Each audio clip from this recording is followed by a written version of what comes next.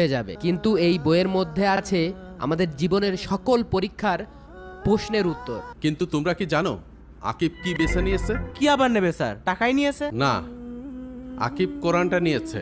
Sir, এই পবিত্র কোরআন আমাকে একজন সত্যিকারের মানুষ হতে সাহায্য করবে। স্যার, আমি সারা জীবন এই ওয়েটারের চাকরি করতে চাই না, আমি ভালো কিছু করতে চাই।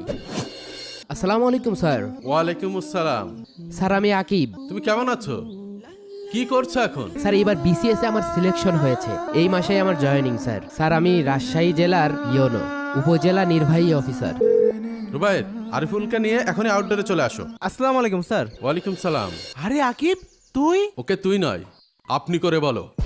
ও এখন এই জেলার একজন ইয়োনো। এ কি কারবার? এখন বুঝতে পারছো জ্ঞানের মূল্য কতখানি? জ্ঞানীদের পিছনে টাকা ছুটে আসে। আজকে আকিব প্রমাণ করে দিয়েছে এই দুনিয়ায় আল্লাহর পথে থেকেও সর্বোচ্চ সম্মান অর্জন করা যায়।